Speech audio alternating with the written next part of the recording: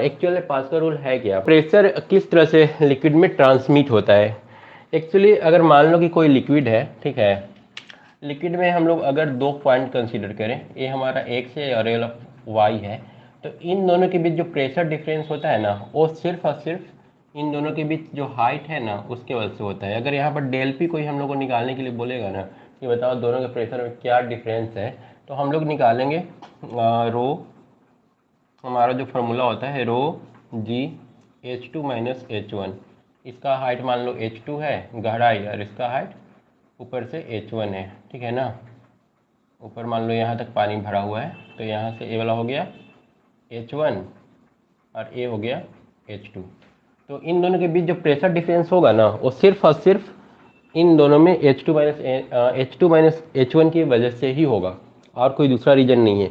अब तुम सवाल पूछोगे कि सर क्या होगा अगर ऊपर से हम लोग इस पर यहाँ पर एक तो पिस्टन रख करके और इसको जोर से दबाते हैं, तो क्या होगा फिर प्रेशर में जो डिफरेंस है वो घटेगा बढ़ेगा, कुछ चेंजिंग आएगा कि नहीं आएगा, ठीक है। मतलब कहने का मतलब कि यहाँ पर प्रेशर और यहाँ पर प्रेशर, दोनों का प्रेशर चेंज हो जाएगा, सेम ही रहेगा। तो देखो जितना प्रेशर ऊपर से दोगे ना, ठीक है, उतना ही मान लो कि 10 पास्कल तुमने ऊपर से प्रेशर दिया, तो इसका भी 10 पास्कल बढ़ेगा, इसका भी 10 पास्कल बढ़ेगा।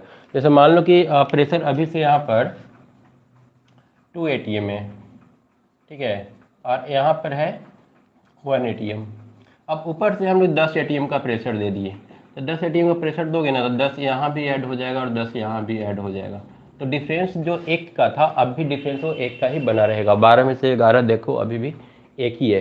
तो ये बता रहा है ना, इस एग्जाम्पल के थ्रू हम ये बताना चाहते हैं कि अगर तुम प्रेशर दोगे ना तो प्रेशर इक्वली सब जगह डिस्ट्रीब्यूटेड हो जाएगा। ऐसा नहीं कि हम प्रेशर दबा रहे हैं जोर से तो ऊपर वाला पर ज़्यादा वेट पड़ेगा और नीचे वाला पर कम पड़ेगा, ऐसा कुछ नहीं होता है, सब पर इक्वली पड़ता है। अब उसको हम लोग इस एग्जाम्पल से समझते हैं।